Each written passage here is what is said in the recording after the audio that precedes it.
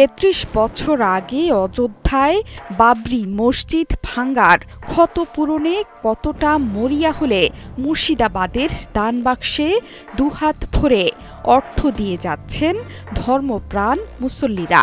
তৃণমূল কংগ্রেসের বহিষ্কৃত বিধায়ক হুমায়ুন কবিরের কথাই সত্যি হলো।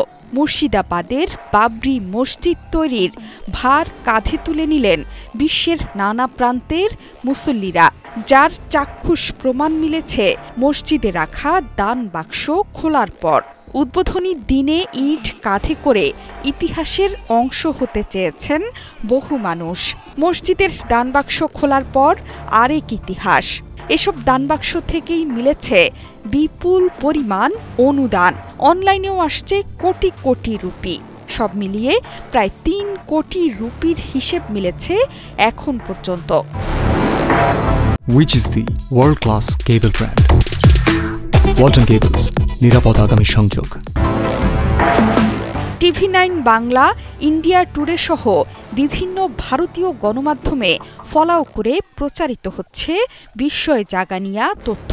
এসব গণমাধ্যমে দাবি করা হচ্ছে ৩০ জনের একটি দল অর্থ গণনার কাজে যোগ দিয়েছেন। প্রথম দিনেই গণনা করা হয়েছে ৩৭ লাখ রুপির বেশি অর্থ, দ্বিতীয় দিনে ৩৮ লাখের বেশি।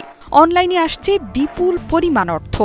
২ দিনে ২ কোটির বেশি রুপি জমা পড়েছে ব্যাংক অ্যাকাউন্টে। অনলাইনে অর্থ পাঠানোর হিড়িক পড়েছে।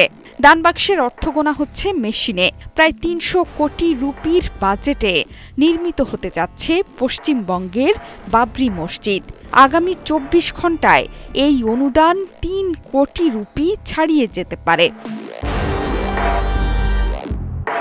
বিধায়ক হুমায়ুন কবিরের ব্যাংক লিমিটও বাড়িয়ে দেয়া হয়েছে। প্রতিদিন ২০ লাখ রুপি এন্ট্রির লিমিট থাকলেও এখন সেটি ৪০ লাখে উন্নীত করা হয়েছে। কড়া নিরাপত্তার মাধ্যমে গণনা হচ্ছে দান বাক্সের অর্থ। সিসি ক্যামেরায় চালানো হচ্ছে কঠিন নজরদারি। প্রথম দিন লাইভ করে অর্থের গণনাস্থল দেখালেও নিরাপত্তার খাতিরে এখন সেটি গোপন রাখা হচ্ছে। যদিও এখনও ৭টি দানবাক্স খোলা হয়নি। এগুলোতে থাকা অর্থ গণনার পরে জানা যাবে কত অর্থ জমা পড়ল ৭টি দানবাক্সে। এর বাইরে ব্যক্তি পর্যায়ে আসছে অনুদান। একজন ব্যক্তি একাই দিচ্ছেন ৮০ কোটি রুপি। শুধু তাই নয়, দানের জন্য ২০০ ফোন পেয়েছেন হুমায়ুন। ৬ ডিসেম্বর মসজিদের ভিত্তিপ্রস্তর স্থাপন করে হুমায়ুন কবির বলেছেন, মুক্ত হস্তে দান করছেন ভক্তরা। অনুদানের পরিমাণ ছাড়িয়ে যেতে পারে কয়েক কোটি। বিপুল পরিমাণ অর্থ সংরক্ষণের জন্য আলাদা ঘরের ব্যবস্থা করেছেন এই বিধায়ক।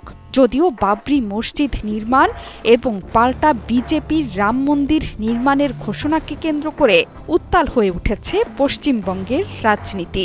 বিশ্লেষকদের কেউ কেউ বলছেন, নির্বাচনের আগে ধর্ম নিয়ে রাজনীতি চলছে। জোহরা চৌধুরী সেতু, ৭১।